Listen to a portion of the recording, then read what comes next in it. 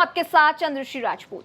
आपने ये तो सुना होगा कि एक म्यान में दो तलवारें नहीं रह सकती। ठीक वैसे ही राजस्थान की राजनीति में अशोक गहलोत और सचिन पायलट एक साथ कभी नहीं रह सकते, क्योंकि एक बार फिर राजस्थान में कांग्रेस की अंतर्कलह सबके सामने आकर खुल गई है। राजस्थान की राजनीति के दो दिग्गज नेता सचिन पायलट और राजस्थान के मुख्यमंत्री अशोक गहलोत के बीच हुआ मनमुटाव इस कदर दिक्कत बन गया है, जिसका असर अब पार्टी पर हो रहा है।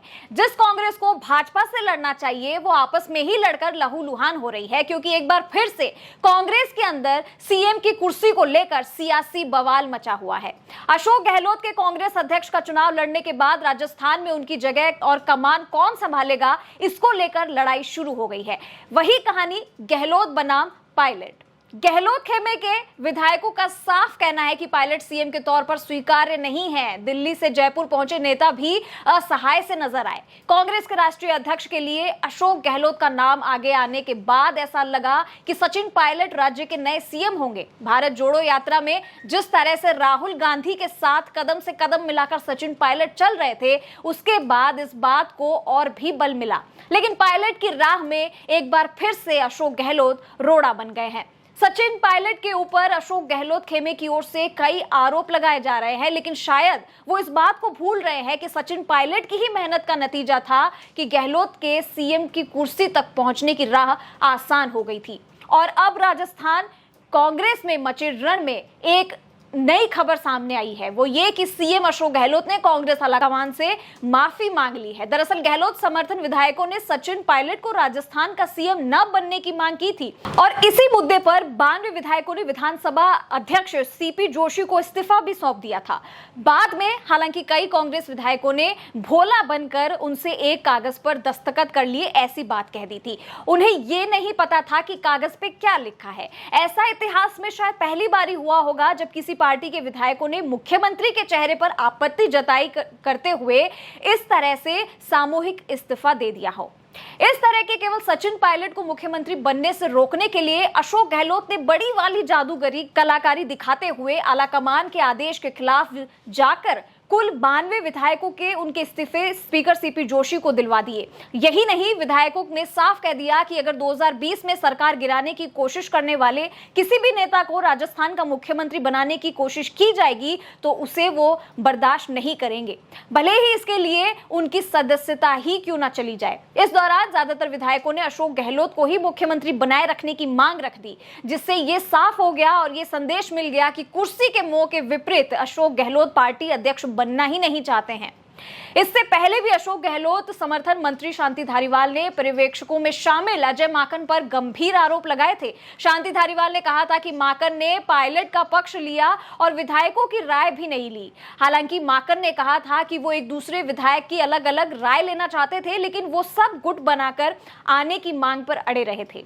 राजस्थान में साल 2018 का विधानसभा चुनाव कांग्रेस ने सचिन पायलट की अगुवाई में लड़ा। पार्टी को शानदार जीत भी मिली। सचिन पायलट की मेहनत का ही नतीजा था कि कांग्रेस को शानदार जीत मिली। इस जीत के बाद सबको ऐसा लग रहा था कि सचिन पायलट को राज्य का मुख्यमंत्री बनाया जाएगा, लेकिन राहुल गांधी के दखल के बाद अशोक गहलोत को मुख्यमंत्री बना दिया गया। सचिन पायलट राजस्थान के डिप्टी सीएम बन गए और 2018 के इस चुनाव को करीब से देखने वालों को यही लगा कि सचिन पायलट के साथ अन्याय हुआ है। दोनों ने अपनी जिम्मेदारी संभाल ली, लेकिन उसी वक्त से इन दोनों के बीच में दरार पड़ गई और ये दरार आज इतनी ज्यादा बढ़ गई कि दोनों अब किसी भी हद तक जाने को तैयार हो गए हैं। 2 साल बाद 2020 में बगावत के बाद पायलट की सरकार से भी छुट्टी हो गई।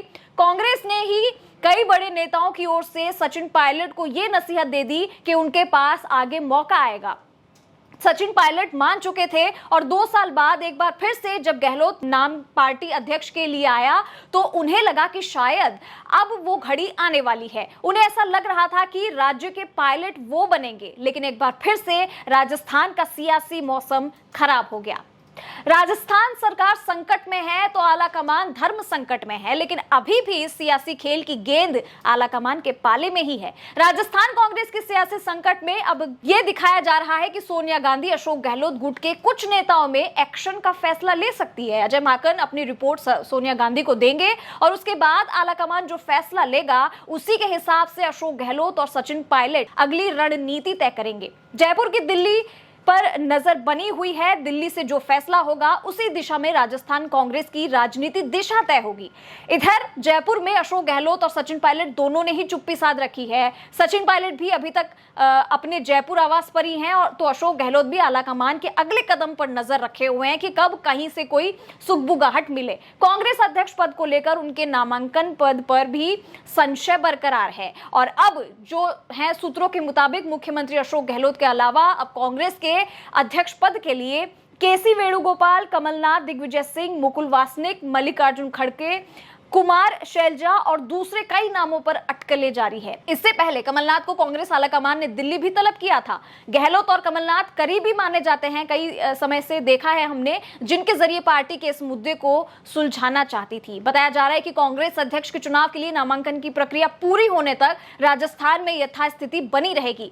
सीएलपी की बैठक दोबारा बुलाने और प्रस्ताव पारित करने से जुड़े मसले पर फैसला नामांकन प्रक्रिया के बाद ही किया जाएगा। लेकिन इस घमासान के बीच अभी तक अशोक गहलोत और सचिन पायलट चुप्पी साधे हुए हैं। दोनों की नेताओं की तरफ से कोई भी बयान सामने नहीं आया है, जबकि दोनों ही नेता फिलहाल जयपुर में हैं और दिल्ली के आने वाले आदेशों का इंतजार कर रहे हैं। लेकिन अब यह देखना होगा कि आलाकमान क्या फरमान सुनाएगा और क्या होगा सचिन पायलट और अशोक गहलोत की किस्मत का फैसला। सबकी निगाहें अभी राजस्थान की राजनीति पर टिकी हुई है और मामला इतना गरमाया हुआ है कि फैसले पर नजर है आलाकमान की, क्योंकि ये जो सचिन पायलट और अशोक गहलोत के बीच में तनातनी है वो काफी लंबे समय से हम देखते आ रहे हैं। दोनों में आपस में बनती नहीं है। दोनों की मंशा यही है कि पहले भी यही थी सचिन पायलट के मन में कि वो राजस्थान के मुख्यमंत्री बने, लेकिन बार बार अशोक गहलोत उनके बीच में आ जाते हैं और इस बार जो अंतर्कलह बिल्कुल बड़े लेवल तक पहुंच गई है, उस पर सबकी निगाहें टिकी है कि अब जो फैसला आएगा उसमें क्या समाधान निकलकर सामने आता है। क्या इन दोनों की कलह खत्म हो जाएगी या फिर कोई बीच का रास्ता आलाकमान निकालेगा। फिलहाल इन सब की अपडेट के लिए आप देखते रहिए खबर इंडिया और इस चैनल को लाइक, सब्सक्राइब और शेयर करना ना भूलें और हाँ, बेल आइकन जरूर दबाइएगा। नमस्कार।